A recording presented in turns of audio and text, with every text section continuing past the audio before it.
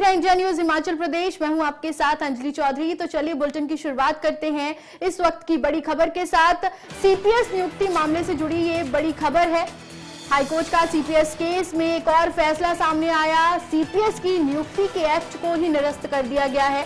2016 की याचिका पर ये जजमेंट आई है। सीपीएस कानून को फिर से असंवैधानिक करार दिया गया। सीपीएस नियुक्ति के लिए बनाए गए कानून संविधान के खिलाफ है, ऐसा हाईकोर्ट ने कहा है। कोर्ट ने तुरंत प्रभाव से सीपीएस के पदों को समाप्त करने का आदेश भी दिया है। गौरतलब है कि इन मुख्य संसदीय सचिवों की नियुक्ति वीरभद्र सिंह सरकार के कार्यकाल के दौरान की गई थी। उस समय यह कदम उठाने के पीछे तर्क दिया गया था कि सरकार को प्रभावी तरीके से चलाने और विधायकों को जिम्मेदारी भूमिका निभाने के लिए सीपीएस का गठन जरूरी है। हालांकि इस कदम की विपक्ष ने शुरुआत से ही आलोचना की थी और इसे संविधान का उल्लंघन बताया था। हाईकोर्ट के इस फैसले के बाद न केवल वर्तमान सरकार बल्कि वीरभद्र सिंह सरकार की नीतियों पर भी सवाल खड़े हो रहे हैं। तो इस वक्त की बड़ी खबर सीपीएस नियुक्ति मामले को लेकर ये बड़ा अपडेट है। हाईकोर्ट का सीपीएस केस में एक और फैसला जो है वो सामने आया और सीपीएस की नियुक्तियों के एक्ट को ही निरस्त कर दिया गया है।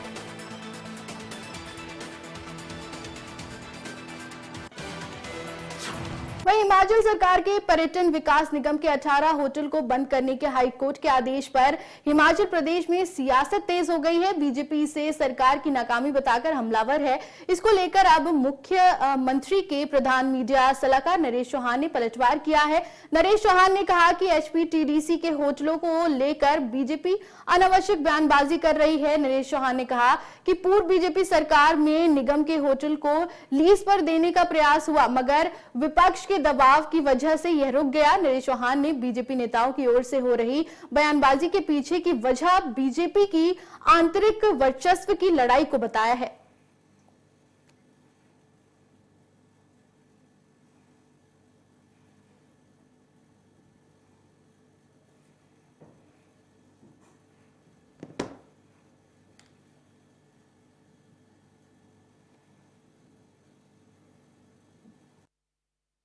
जब से प्रदेश के लोगों ने, जनता ने कांग्रेस की सरकार हिमाचल प्रदेश में बनी है, उसी वक्त से कुछ लोग इसको कमजोर करने में लगे हैं। वो आप लोग भी देख रहे हैं और परिणाम स्वरूप हिमाचल प्रदेश में पहली बार ऐसा हुआ कि बाई इलेक्शन करने पड़े।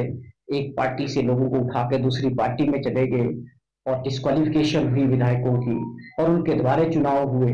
उसके बाद भी लोगों ने जो आशीर्वाद दिया कांग्रेस सरकार को कि आप 5 साल के लिए काम करें, तो ये जो मॉडल है इस वक्त देश के अंदर, जो भाजपा की सरकारें नहीं हैं उनको अस्थिर करने का लगातार प्रयास हिमाचल प्रदेश में भी हो रहा है। वो किसी से छुपा नहीं है और बार बार हो रहा है। उसमें कई लोग अपने महत्वाकांक्षा के लिए, हमारी पार्टी के कुछ विधायक भी थे जो मंत्री बनना चाहते थे, उनकी भी महत्वाकांक्षा थी। आज आप देखेंगे उनमें से तकरीबन 6 लोग घर बैठ के जो विधायक थे, 5 साल का उनका कार्यकाल था, लेकिन महत्वाकांक्षा की वजह से और जो विपक्ष के लोग कांग्रेस सरकार को अस्थिर करना चाहते थे और उनकी वजह जनता ने क्या फैसला लिया, पूरे देश को आईना दिखाया।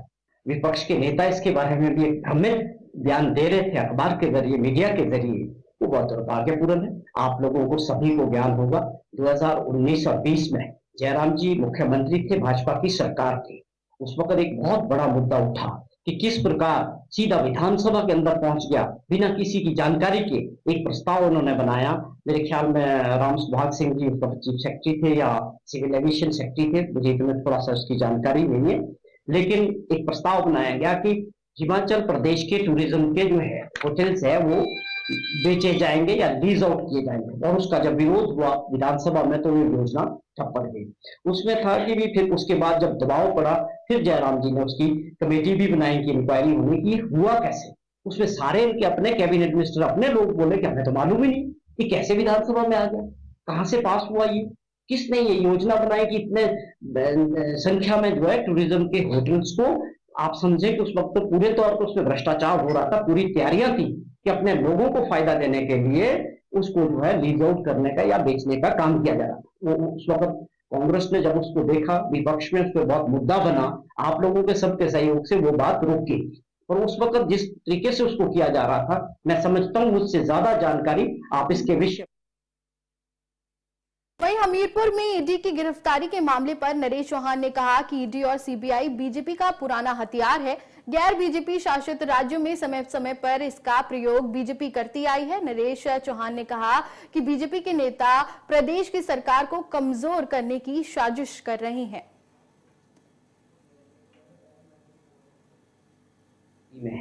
कि ये कोई हिमाचल का मॉडल नहीं। ईडी, सीबीआई, इनकम टैक्स ये पुराना मॉडल है भाजपा का। जहां भी गैर भाजपा सरकारें रही देश में, इतनी सरकारें गिरी पिछले 10 ईयर में, वो प्रयास करते रहते। ये उसी कड़ी में एक प्रयास है। जो अरेस्ट हुए वो आपने रेट 3 महीने पहले पढ़ ली, वो एक व्यवसायी की रेट है। वो जाने, उसका काम जाने और ईडी जाने, उसका सरकार का कोई लेना देना नहीं है। दूसरी बात, विपक्ष फिर से वही काम कर रहा है। अब कुछ लोग ऐसे हैं जो विधायक थे, उनकी विधायकी चली गई, वो बहुत, उनका अंदर तो शौक लगा हुआ है, वो तो चाहेंगे कि जल्दी गिर जाए ये सरकार, दोबारा चुनाव हो। ऐसे लोग इकट्ठे होके सरकार को कमजोर करने का काम कर रहे हैं। अब मुझे लगता है कि जनता देखती है कि कौन सा नेता क्रेडिबल है, कौन सा नेता जनहित की बात करता है और प्रदेश हित की बात करता है। हिमाचल प्रदेश में ऐसे लोगों के लिए ज्यादा स्थान नहीं है। एजेंसीज अपना काम करेगी, सरकार की मंशा बड़ी साफ है कि हमने लोगों के लिए काम करना है और जो अर्थव्यवस्था है उसको ठीक करना है, ग्रामीण अर्थव्यवस्था को मजबूत करना है और हमारे जो मुद्दे हैं, युवा साथियों के लिए काम करना है, बागवानों के लिए काम करना है। हमारी सरकार और मुख्यमंत्री का जो ध्येय है उसमें रोड़े अटकाने का काम लोग कर रहे हैं। मैं समझता हूं ये बड़ा टेम्परेरी फेस रहेगा। जैसे जैसे हम आगे बढ़ते जा रहे हैं वो मजबूती मिलेगी। जनता ने दी थी मजबूती अभी दोबारा हमारे विधायक जिता के, लेकिन फिर भी इनके लोगों के मन में अभी भी कुछ गलत फहमियां हैं।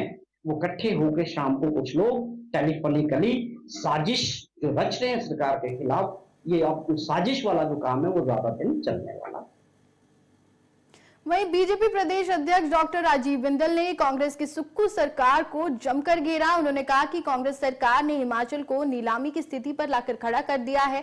सीएम सुक्खू ने देश में प्रदेश को बदनाम कर दिया है। उन्होंने प्रदेश सरकार पर आरोप लगाते हुए कहा कि सड़कों के निर्माण में तारकोल की जगह मिट्टी का प्रयोग किया जा रहा है। हिमाचल भवन को अटैच किया गया, हिमाचल भवन नीलामी की कगार पर आ गया। समोसे की जांच सीआईडी से कराई जा रही है। इससे हिमाचल की बदनामी हर जगह हो रही है। जगह मिट्टी। श्री सुखविंदर सिंह सुक्खू जी की कांग्रेस की सरकार ने हिमाचल प्रदेश को पूरे देश में बदनाम कर कर रख दिया है।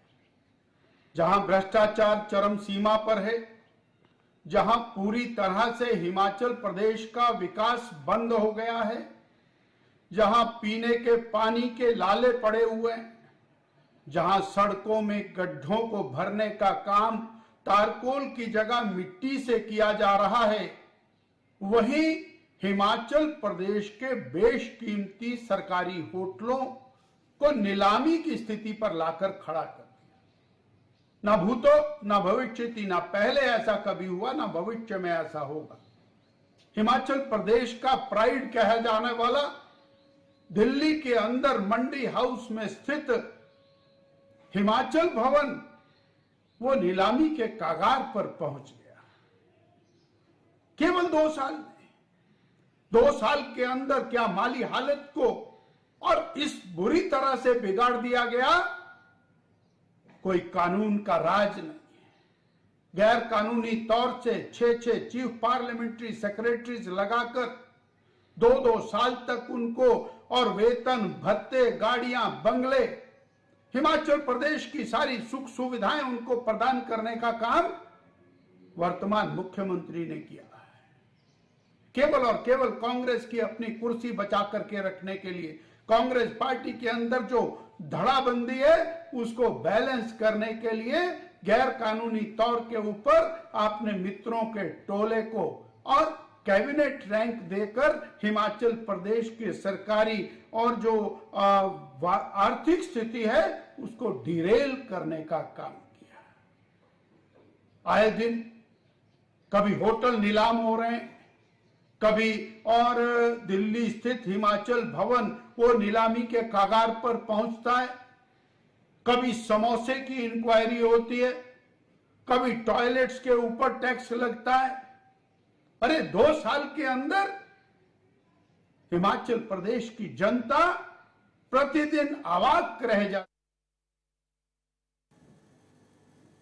वहीं हिमाचल प्रदेश के स्कूलों में कार्यरत वोकेशनल शिक्षकों को सरकार ने बड़ी राहत दी है। शिक्षकों को अब साल में 30 दिनों का अवकाश मिलेगा। दरअसल सचिवालय में शिक्षा मंत्री के साथ वोकेशनल शिक्षकों की बैठक हुई, जिसमें वोकेशनल शिक्षकों की मांगों पर चर्चा की गई। इस दौरान शिक्षा मंत्री रोहित ठाकुर ने कहा कि वोकेशनल शिक्षकों की जो मांगे हैं उन पर विस्तार से चर्चा की गई है और शिक्षक जो अवकाश की मांग कर रहे थे उसको देखते हुए साल में 30 दिनों का अवकाश देने का फैसला लिया गया है। बता दें कि शिक्षकों ने मांगों को लेकर 13 दिन तक हड़ताल भी की थी, उसका भी वेतन नहीं कटेगा। शिक्षा विभाग ने विशेषकर जो मैं समझता हूं उनके जो मुद्दे थे और जिन्होंने अपना डिमांड चार्टर मुझे दिया था, विभाग को दिया था, समग्र शिक्षा को दिया था, उसमें मैं समझता हूं सहानुभूति पूर्वक विचार कर जो विभाग के द्वारा किया जा सकता है उसमें हमने निर्णय लिया है। सिद्धांतिक रूप से इन प्रिंसिपल, जैसे उदाहरण के तौर पे जो वहाँ पर ब्रेक या जो छुट्टी की बात पिछले वर्ष से चली थी, जो पहले हमारे वीटीज को आपकी लीव्स नहीं मिला करती, छुट्टियां नहीं मिला करती थी, हमने पिछले वर्ष 20 डेज की लीव आपकी प्रारंभ की थी। इसमें बढ़ोतरी करने का, विशेषकर जो हमारी फेस्टिवल ब्रेक होती है उसमें सैद्धांतिक रूप से अपनी सहमति व्यक्त की है। और इसी तरह से जो रिक्रूटमेंट एज जो वर्तमान में आपका 37 साल का, उसको बढ़ाने के लिए, जैसा हमारी प्रदेश सरकार में 45 ईयर्स है, इसको बढ़ाने के लिए भी मैं समझता हूँ हमने इन प्रिंसिपल सैद्धांतिक रूप से अपनी सहमति व्यक्त की है। और इसके अलावा जैसे उदाहरण के तौर पे जो प्रदेश सरकार से संबंधित, जहां पर आपकी फाइनेंस इन्वॉल्व होगा, आपकी वित्तीय संबंधित बातें होगी, वो हम प्रदेश सरकार से टेकअप करेंगे, क्योंकि समग्र शिक्षा इसमें अधिकतर फंडिंग गवर्नमेंट ऑफ इंडिया से होती है। कुछ उनके ऐसे मुद्दे भी है जो केंद्र सरकार से टेकअप किए जाएंगे। तो इसके लिए एक हमारी एसपीडी की अध्यक्षता में कमेटी का गठन किया है, ताकि वो अपनी रिकमेंडेशन मुझे देंगे और उसी तरह से आगे उसको माननीय मुख्यमंत्री के संज्ञान में सारी बातें लाई जाएगी और जो मामले केंद्र से टेकअप करने हैं वो भी किए जाएंगे।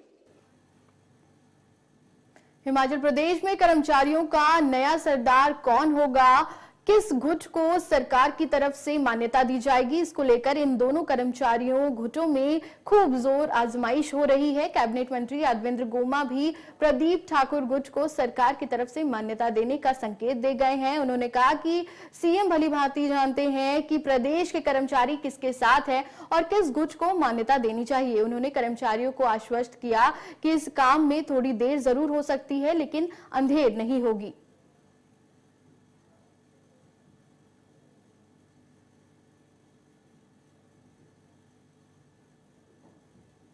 प्रदेश के मुख्यमंत्री ऐसे हैं जो स्टूडेंट पॉलिटिक्स से लेकर मुख्यमंत्री की तक की सीट तक पहुंचे और जब वो एनएसयूआई के अध्यक्ष रहे हैं तो 10 साल रहे हैं, जब वो यूथ कांग्रेस के अध्यक्ष रहे हैं तो 15 साल रहे हैं, जब पार्टी के अध्यक्ष रहे हैं तो 10 साल रहे हैं, तो अब सरकार में है तो आगे आपने फैसला करना कि कितने साल उनको मुख्यमंत्री। और उनका ऐसा प्रतिबिंब है कि 10-15 साल से नीचे जो है वो किसी भी विभाग में काम जो है वो करते हैं। तो ये आपने कोई पंगे वाली बात नहीं करनी है कि आने वाले इलेक्शनों में आप कोई और विकल्प ढूंढें। आप सभी का भी जो है सहयोग जो है, पूर्ण समर्थन जो है वो मिलता रहा है और आप सभी से ये उम्मीद है कि आने वाले समय में आपका जो पूर्ण सहयोग और आशीर्वाद और समर्थन है, आने वाले जो चुनाव हो, चाहे प्रदेश के चुनाव हो, पंचायतों के चुनाव हो या कोई और चुनाव हो, आने वाले समय में भी आपका ये सहयोग और समर्थन जो है कांग्रेस पार्टी के पक्ष में बना रहेगा। कि जिस तरीके से यहाँ पर स्लिप, छोटी छोटी स्लिप्स आ रही है, तो काफ़ी बातें इसमें लिख के आ रही हैं, तो मैं आपको आश्वस्त करता हूँ कि माननीय मुख्यमंत्री जी हों, चाहे मंत्री हों, चाहे विधायक हों, जो मान्यता की यहाँ पर बात हो रही है, इन सबको पता है कि कर्मचारी किसके साथ खड़े हैं और किन किन कर्मचारियों ने, अधिकारियों ने जो हमारे क्लास 3, क्लास 4 हैं, क्लास 2 अफसर्स हैं, किसके नेतृत्व में कांग्रेस पार्टी की सरकार बनाया है वो सब भली भांति जानते हैं। तो इस बारे में आपको कोई चिंता करने की आवश्यकता नहीं है। देर जरूर हो सकती है लेकिन अंधेर नहीं है, इसके लिए मैं आपको आश्वस्त। श्री नैना देवी विधायक रणधीर शर्मा ने कांग्रेस के 2 साल के कार्यकाल पर तंज कसा। उन्होंने कहा कि हिमाचल प्रदेश की सुक्खू सरकार 2 साल पूरे होने का बिलासपुर में जश्न मनाने जा रही है, लेकिन सरकार ने कोई भी ऐसा काम नहीं किया जिसके लिए वह 2 साल का जश्न मनाने जा रही है। उन्होंने कहा कि यह जश्न का कार्यक्रम मात्र कांग्रेस सरकार की नाकामियों को छुपाने के लिए किया जा रहा है। मैं कांग्रेस नेताओं से पूछना चाहता हूं कि वो अपनी सरकार का जो 2 साल का कार्यकाल 11 दिसंबर को पूरा हो रहा है, उसका जो जश्न का कार्यक्रम बिलासपुर में कर रहे हैं, उसका क्या औचित्य है। 2 साल में इस सरकार ने कौन सा जनहित और प्रदेश हित में ऐसा काम किया जिसका वो जश्न मना रहे। कोई एक उपलब्धि भी बताएं जिसको लेकर वो जश्न मना। मैं उनसे पूछना चाहता हूं कि क्या वो इस बात का जश्न मना रहे हैं कि उन्होंने सरकार में आकर प्रदेश के 1500 संस्थान बंद किए। क्या वो इस बात का जश्न मना रहे हैं कि उन्होंने सत्ता में आने के बाद 6 रुपये लीटर डीजल महंगा किया, 50 रुपये सीमेंट की बोरी महंगी की, उन्होंने पीने के पानी पर 100 रुपये हर महीने बिल देने का निर्णय लिया। या वो इस बात का जश्न मना रहे हैं कि सत्ता में तो 300 यूनिट बिजली मुफ्त देने का वायदा करके आए थे और अब बार बार बिजली को महंगा कर रहे हैं। और क्या वो इस बात का जश्न मना रहे हैं कि हाई कोर्ट में बार बार इस सरकार की फजीयत हो रही है। कभी हिमाचल भवन अटैच होने का निर्णय आता है, कभी 18 टूरिज्म के होटल बंद होने का निर्णय आता है, कभी उनके 6 CPS हटाए जाते हैं। तो क्या वो इन बातों का जश्न मना रहे हैं? वो स्पष्ट तो करें। मुझे लगता है वो जश्न। वहीं धर्मशाला के पास नरवाना पैराग्लाइडिंग साइट में धौलाधार पैराग्लाइडिंग एक्यूरेसी कप का समापन हो गया। धौलाधार पैराग्लाइडिंग एक्यूरेसी कप में भारत चंबा के अक्षय और तरन्नुम विजेता रहे, जिन्हें विधायक सुधीर शर्मा ने सम्मानित किया। विजेताओं को सम्मानित करने के बाद विधायक सुधीर शर्मा ने कहा कि धर्मशाला के नरवाना में अब आगामी समय में वर्ल्ड कप का आयोजन करवाए जाने की योजना पर काम किया जा रहा है।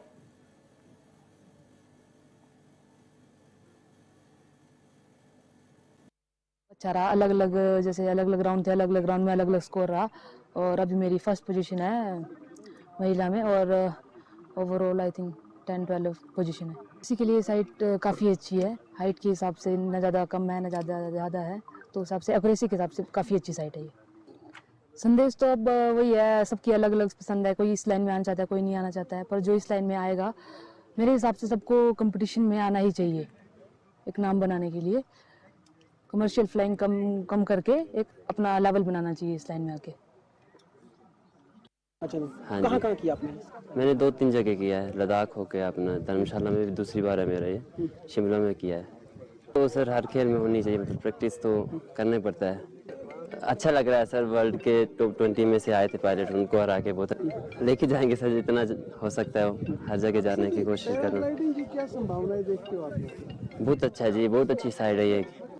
यही सर बस थोड़ा सा मिल जाए, पॉकेट मनी वगैरह कुछ होता है, जैसे बाहर फीस बहुत लगता है, ज़्यादा कॉस्टली हो जाता है, तो उस चक्कर में। जी जी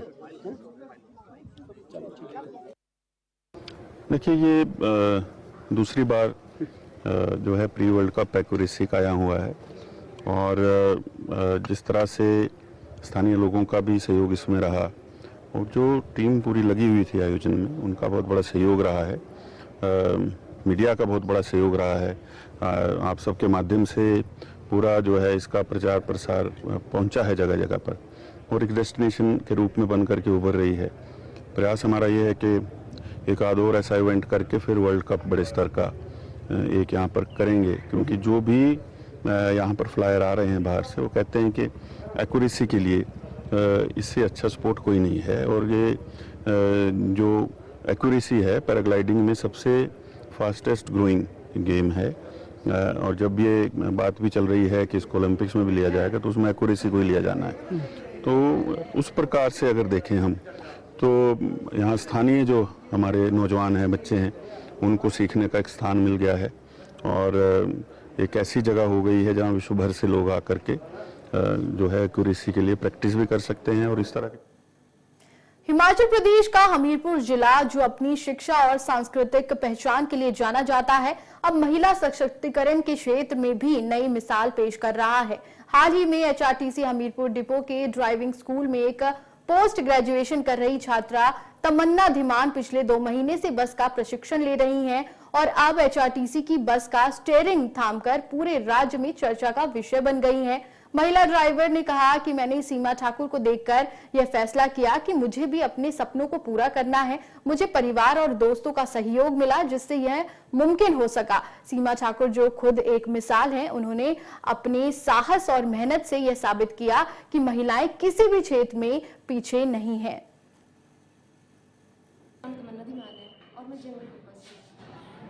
जी, मेरे पापा ड्राइवर है, ट्रक ड्राइवर, और घर में मैं कार वगैरह चलाती रहती थी। बस कहीं से मुझे बड़ी गाड़ी चलाने का शौक है। 2 मंथ हो गए। हाँ जी, मेरे पापा है घर पे, मम्मी है, 2 भाई हैं मेरे बड़े भाई एम्बुलेंस चलाते हैं और छोटा भाई मैनेजर है। बड़ा अच्छा है और हमारे सर बड़े अच्छे, मतलब सिखाते भी हमें बड़े अच्छे तरीके से हैं। जब हमसे थोड़ी बहुत गलती होती है तो हमें बड़े अच्छे से, हाँ ये गलती हुई आपसे, फिर सुधार ला। वैसे मैं कॉलेज में भी एमए कर रही हूँ, बाकी अब सेकंड ऑप्शन हो गया मेरे पास ड्राइवरी का। अब जहाँ पे दोनों साइड ठीक लगे जैसे एचआरटीसी में हो गया तो कि पहली महिला है एचआरटीसी में सीमा ठाकुर। बस अगर उनके जैसे मुझे मौका मिलेगा तो मैं भी चलाऊँगी। अमूमन यहाँ पर लड़के ही आते हैं तो लड़कों को सिखाना थोड़ा सा क्लाइमेटिकली अच्छा रहता है। लड़कियों में थोड़ा सा जज्बा ये कम रहता है, लेकिन हमारे यहाँ पर पहले भी 3 लड़कियाँ सीख के गई हैं तो उनका मोराल भी काफ़ी ऊंचा यहाँ रहा है। वो जो तीनों सीख के गई हैं, एक तो 108 गाड़ी चला रही है एम्बुलेंस, और एक स्कूल की बस चला रही है, और एक जो है वो अपनी जीप ट्रॉला चला रही है। तो मेरे हिसाब